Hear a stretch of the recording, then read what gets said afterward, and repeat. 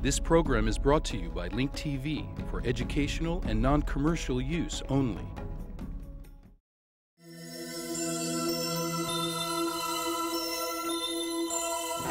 Mosaic, a daily news program from Link TV, presents a selection of news reports from independent and state-controlled broadcasters from throughout the Middle East.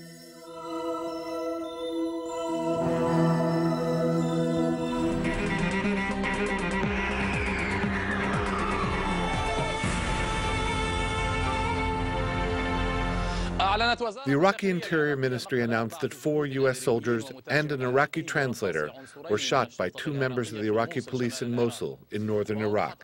It specified that 2 police officers fired shots at the Americans and their translator while they were at the police station in the Dawasa neighborhood in central Mosul. The 2 were able to escape. The UN High Commissioner on Refugees warned against the unorganized return of Iraqi refugees to their homes before the groundwork for such a return has been laid. Only 7% of Iraqi refugees abroad or internally displaced have returned to their homes. More than 2.8 million Iraqis are still waiting to return to their homes. They include displaced persons living within the country and refugees living in countries abroad. The UN Commissioner on Refugees warned against an unplanned mass return of Iraqis. We are not in a position to encourage a mass return of refugees to Iraq because we cannot be sure that accommodations are sufficient for such a return. The Commission appealed to countries hosting Iraqis not to force them to return until the groundwork has been laid for their arrival. Statistics from the Commission indicate that in 2008 there was a reduction in the number of internally displaced Iraqis and Iraqis that left to take refuge abroad due to the improved security conditions. As security has increased, so have expectations that people will be returning to their homes, despite the possibility that violence will return to Iraq in the future. In general, we are calling on all the countries, whether European or neighboring countries, not to force Iraqis to return, especially to the central and southern areas of Iraq. The Commission has recorded that more than 40,000 refugees in Iraq are from Palestine, Syria, Iran, Turkey, and Egypt. It excludes the Mujahideen al-Khalq organization because it has not announced that it will disarm. According to the UN Commissioner on Refugees, Iraq remains the country with the highest number of displaced people and refugees in the world. Iraq is second to Sudan in the number of relief workers working on this problem. Many find these numbers frightening in a country that can produce an estimated 3 million barrels of oil a day for the next 100 years. In front of the UN headquarters in Erbil, Ahmed Saleh, Al-Arabiya.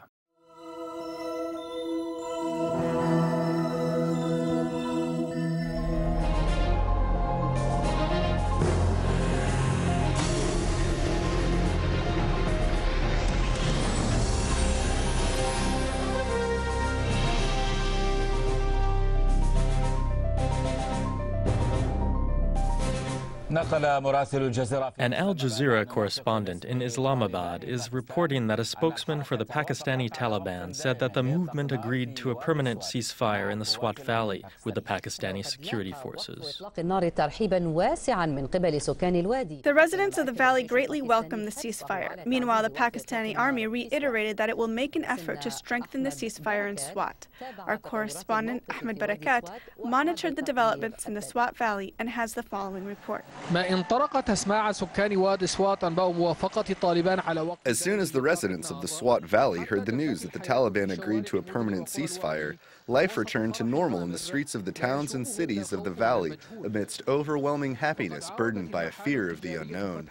Local businesses, as well as some government and civic institutions, have reopened their doors. The army began to retreat to their barracks, thus implementing the Swat agreement, amidst some fears about the difficulty of implementing some articles of the agreement due to some of the domestic and foreign work and the lack of confidence between the army and the armed fighters. Opinions differ between the residents of Swat. The government must implement the agreement in a practical manner so that people will no longer be scared. The Taliban must immediately stop its operations and cooperate with the government so that the agreement succeeds. Many people have become displaced after mortar shells fell over their homes. Now they started to return to their homes and resettle. Also, we can now go to hospitals and work freely. In a goodwill gesture, the Pakistani army announced that it will remain fully committed to all that was agreed upon. Therefore, the government believes it's time to bring stability and life back to normal in the area. The government has exerted efforts within its limit towards reconciliation. We have stopped all military operations in the area. The opposition and the displeasure by several regional and international powers over the agreement prompted analysts to warn against the hasty optimism expressed by some. There appears to be a very important factor that will decide the future of the agreement. Will the U.S. accept or reject it? The initial answer is that the U.S. has not accepted it, which will create obstacles towards its implementation. What has been agreed upon so far brings optimism. However, in the opinions of some, what is more important is to translate articles of the agreement in a practical way that will help stop the bloodshed and help end the cycle of violence.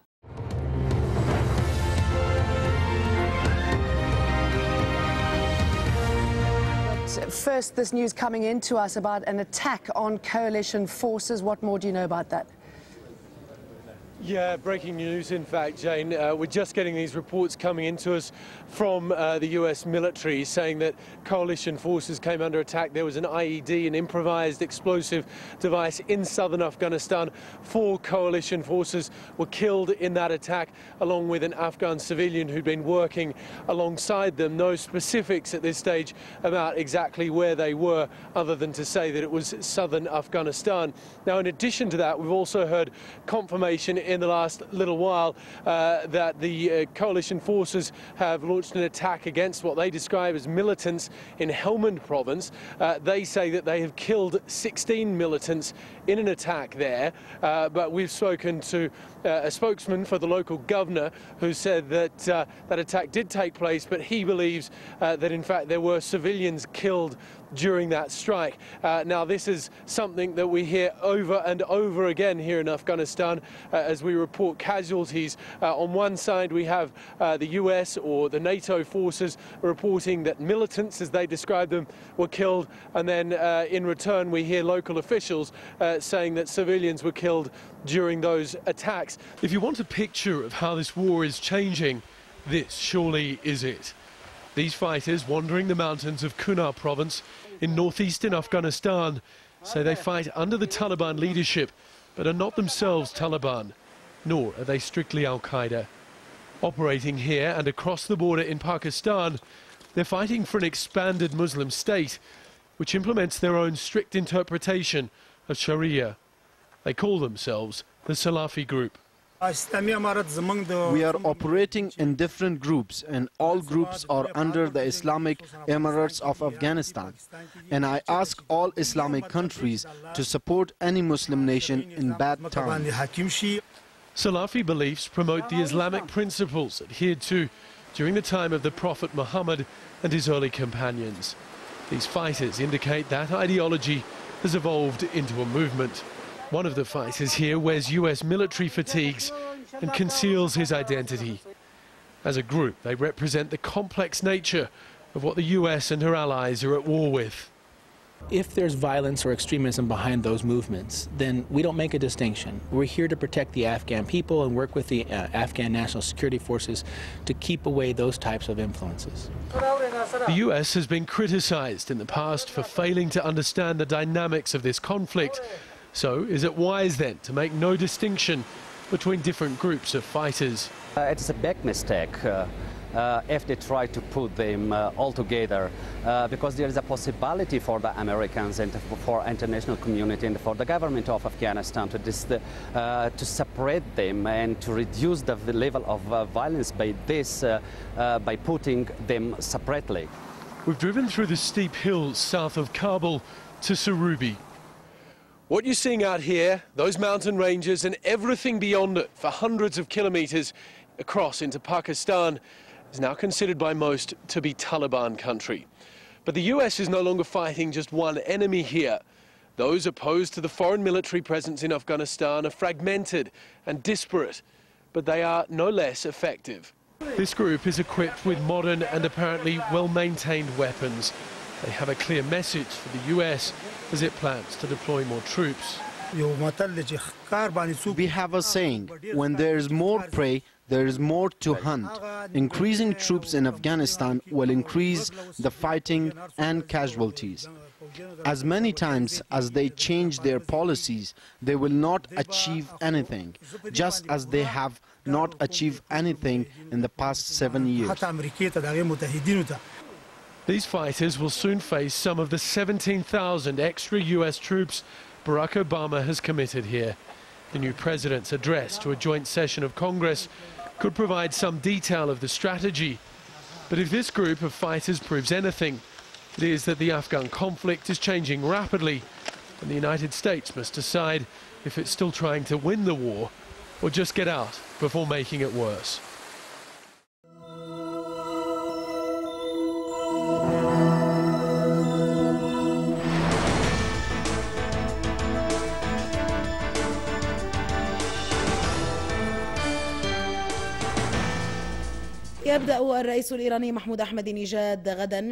Iranian President Mahmoud Ahmadinejad starts today his African tour, in which he will visit the Comoros Islands, Djibouti, and Kenya. Ahmadinejad will discuss with his African counterparts ways to improve bilateral cooperation. The leaders are expected to sign a number of economic agreements and a memorandum of understanding.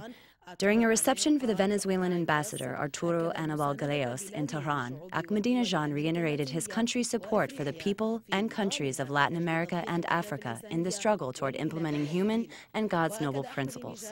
Ahmadinejad further said that his country will continue to improve its relationship with Venezuela. In another development, several political groups in Iran said that President Mahmoud Ahmadinejad will likely win the Fundamentalist coalition bid for president in upcoming elections. Amidst security, the Fundamentalist coalition continues to mobilize political efforts ahead of the presidential elections. The latest announcement by the former Iranian president Mohammad Khatami to run in the upcoming elections has increased Ahmadinejad's chances of unanimously winning the nomination of the Fundamentalist coalition. From here, the Fundamentalist coalition emerged after receiving the overwhelming majority in the Chamber of Legislative Council of Iran. Today, Iran is getting ready for the presidential elections, which are set to take place next June. Despite the secrecy surrounding their political campaign, nearly all fundamentalist groups have unanimously agreed to nominate Iran's president, Mahmoud Ahmadinejad, as their presidential candidate in the upcoming elections. This move by the fundamentalists may help diminish any chance of power transfer to the reformist coalition. Some of the fundamentalists are leaning towards nominating President Mahmoud Ahmadinejad. However, we are continuing to discuss the issue. After the announcement of Mr. Khatami to run in the elections, the fundamentalists started to lobby for one candidate, with most favoring President Mahmoud Ahmadinejad. It's the theory of who is a better leader that could sway the opinions of the fundamentalists as they continue to search for a candidate to represent them in the 10th presidential elections. This list includes many names, which the fundamentalists are yet to disclose pending the approval of the supreme leaders of the coalition. However, the overall picture is pointing toward the Iranian president, Mahmoud Ahmadinejad, who will likely win the presidential nomination. This support rallied by Ahmadinejad is stemming from the political performance of the 9th government of Iran. The President of the Republic has always defended the national entity and the interests of the Iranian nation, as well as the rights of the Muslim world. The issues facing Iran may take the current Iranian president into a new presidential tenure. During the reign of Ahmadinejad, Iran was able to embarrass the international community as it continued to reiterate its right to acquire a civilian nuclear program. In addition, Iran embarked on a scientific adventure, taking the nation into space. With this, Ahmadinejad is entering the presidential race with more chances than his opponents to win. I believe the competition between Khatami and Ahmadinejad will end in favor of the current president. The fundamentalist coalition's plan of action continues to take place behind closed doors. However, many believe that this is only part of an election strategy aimed at surprising the reformist coalition, which is trying diligently to return to power after many years of alienation.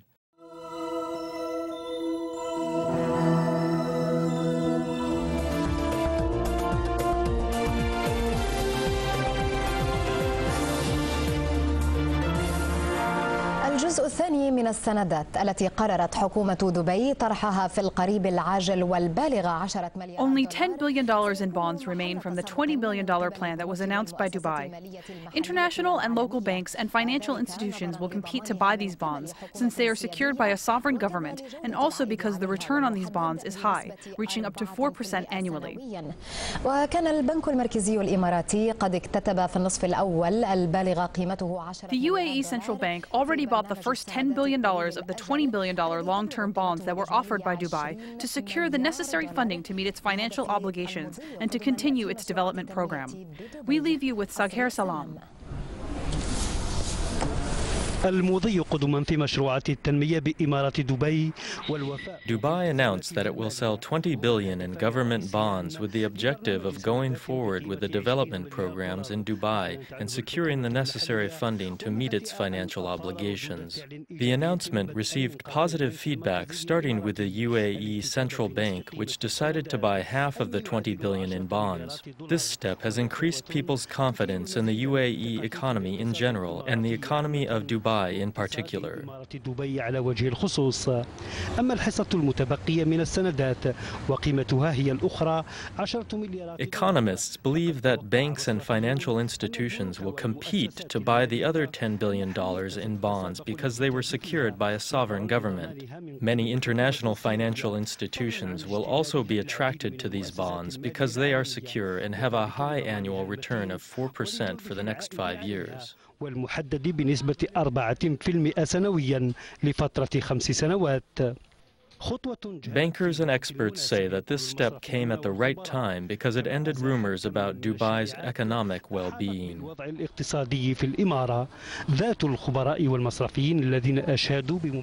The bankers who praised Dubai's decision to sell $20 billion in bonds also said that the individual states within the U.A.E. work in harmony with each other.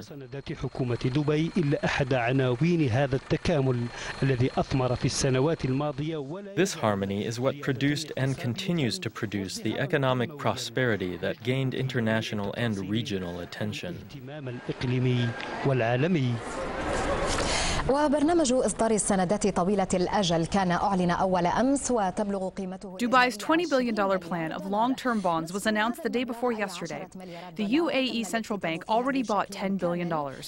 The financial administration in Dubai said that the plan enables Dubai to meet all of its financial obligations in order to continue its economic ambitions. بالوفاء بكامل التزاماتها المالية المستحقة وبمواصلة مسيرة التنمية الطموحة للإمارة. The $20 billion will be sufficient to pay all loans through 2009. على حكومة دبي والشركات التابعة لها خلال العام 2009. All financial and investment institutions have agreed that this step is important to Dubai's economy. في تعزيز الثقة في اقتصاد دبي ومنها Moody's Investors Service التي قالت Moody's Investment Services confirmed that this step secures the loans of Dubai's companies. Also, other financial institutions said that the step shows that Dubai is determined to confront the international financial crisis. العالمية. وطرح الإمارات برنامج سندات طويل الأجل للاستمرار. Dubai's decision to sell long-term bonds to secure the necessary funding to meet its financial obligations and to continue its development program shows that the Emirates of the U.A.E. work in harmony. المخاطر على ديون دبي ما بين 300 و 400. Soon after the announcement was made to sell the bonds, the cost of ensuring Dubai-issued loans has decreased by 300 to 400 points. Interest rates have also decreased by 2% to 7.5% in the bond market.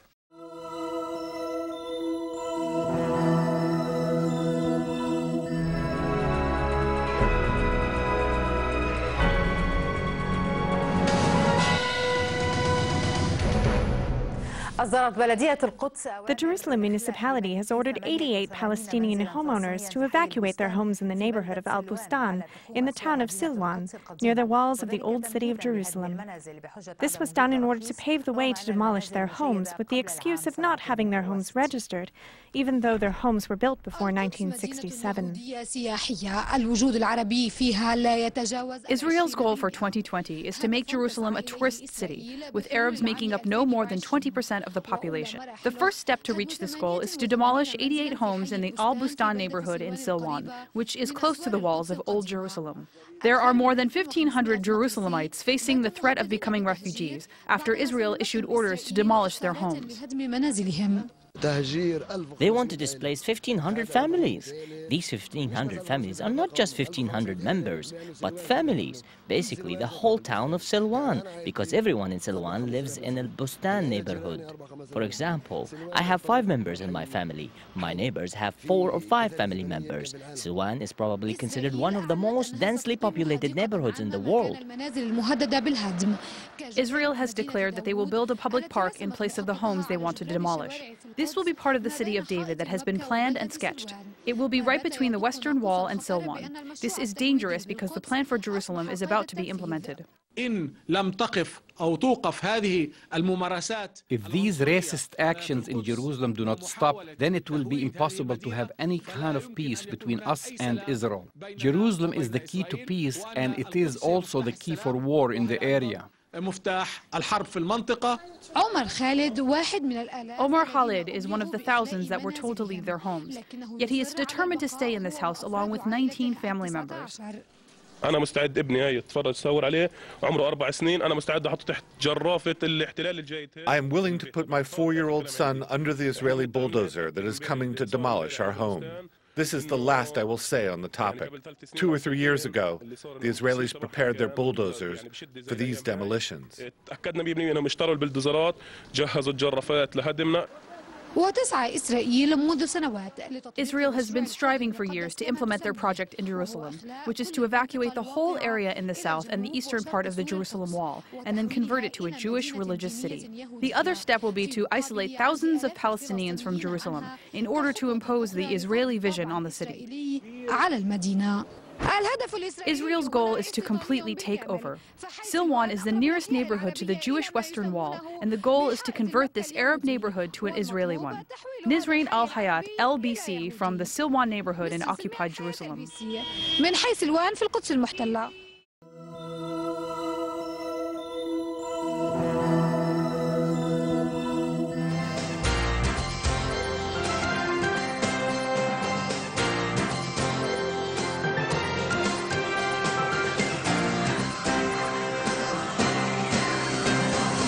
Prime Minister Olmert lashed out today at what he called irresponsible leaks from people involved in the negotiations over the release of captured IDF soldier Gilad Shalit.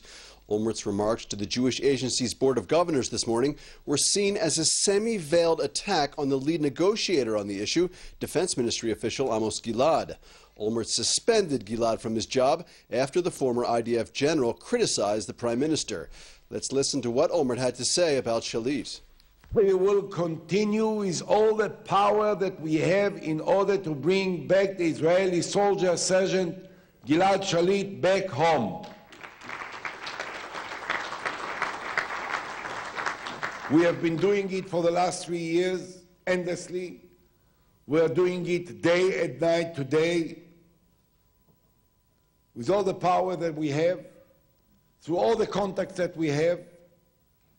I wish that I could speak about it with the total lack of responsibility as some others do, but my position is different. I am the Prime Minister, and I can't speak freely about the efforts that we are making, and I can't disclose the details of our efforts to the public because it might not be helpful to the efforts that we are making in order to bring him back to Israel.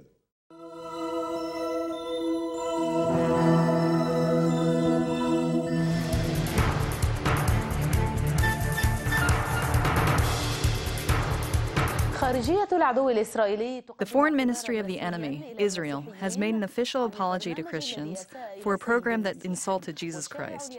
Meanwhile, the Jewish public continues its mockery.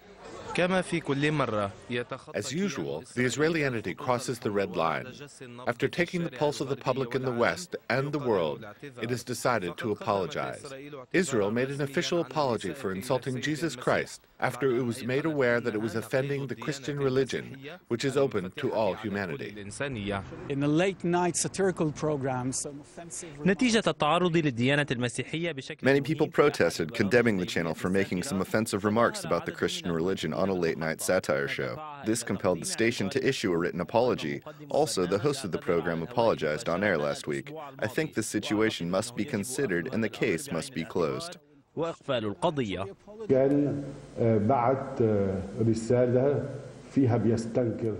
Vatican sent a letter condemning these offensive remarks. Meanwhile, all the heads of the churches, not just the Catholic ones, but from other denominations, even from our Muslim brothers, all of them came together demanding that the Holy Pope and the bishops find a practical solution to this, so that it is not repeated. After making the official apology, which was aimed at preventing Christian reactions in the West and the East, a mocking public exposes the image of a racist society. Why does everybody have such a serious attitude about it? It's not necessary. We're made fun of daily in the news stations in America and all over the world. We take things in stride. You have to take things in stride. In life, if you can't laugh at yourself, how can you live? Probably had a Jewish mother. He's probably trying to study medicine. Jesus Christ probably had a Jewish mother and he was trying to study medicine, but he must have failed at that. So he tried to escape using the shortest route. In any case, if any comedian wants to make fun of him, we have the right to do that because we are Jews.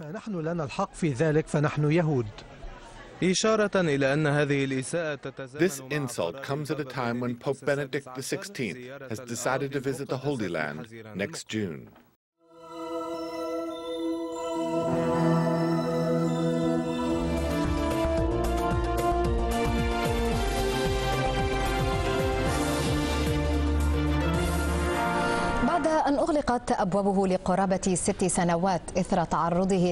After being closed for nearly 6 years due to destruction and looting in the aftermath of the U.S. invasion in Iraq, the Iraqi National Museum reopened its doors to visitors. The opening ceremony, which was attended by the Iraqi Prime Minister, is a symbol of the stabilizing security situation in Iraq. The opening has shed light on the looting of Iraq's rich cultural heritage, which goes back thousands of years. Fahima Mazni reports. Whether it was a show of defiance against a war that has been raging for more than 5 years, or it was a response to world critics of the security developments in Iraq, or both, Baghdad has reopened the Iraqi National Museum. Today, Baghdad decided to recollect part of its lost history, which was stolen following the 2003 U.S.-led invasion in Iraq. We would like to extend our deepest gratitude to all the countries that helped Iraq, whether they took part in the reconstruction of the Iraqi Museum or by helping Iraq recover some of its looted artifacts. Nearly 6,000 rare artifacts have been returned to 8 rooms in the museum, bringing with them the aromatic smell of the past. The museum contains antiquities that go back to historical periods, with some going back to more than 5000 BC. These wall-carved sculptures trace back the footsteps of the Assyrian civilization. And this carved face sculpture is telling the story of the Sumerian legacy. In addition, the museum contains artifacts from the Islamic, Babylonian, and other civilizations that lived for years in the land of the 2 rivers. The recovered items are only a small part of a prize collection, once containing 200,000 artifacts. Nearly 15,000 artifacts were looted at the beginning of the war in 2003. The looting has shed light on the hidden but ugly face of the war, a war that not only claimed many lives, but also tried to erase this rich cultural and historical heritage, had it not been for the spirit that has echoed through its walls since its founding in 1926. Get more news about the Middle East online at linktv.org/Mosaic. The Mosaic webpage offers a complete archive of Mosaic programs, program transcripts, the Mosaic video podcast, and the Mosaic Intelligence Report, a weekly analysis of the hottest stories from the Middle East.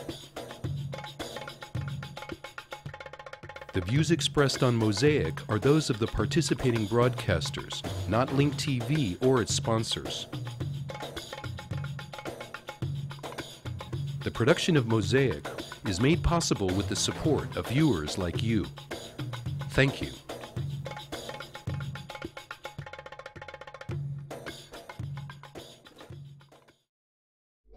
This program was brought to you by Link TV for educational and non-commercial use only. Link TV is the only U.S. television network devoted to global and national news, with uncompromising documentaries and diverse cultural programs. Programs which connect you to the world.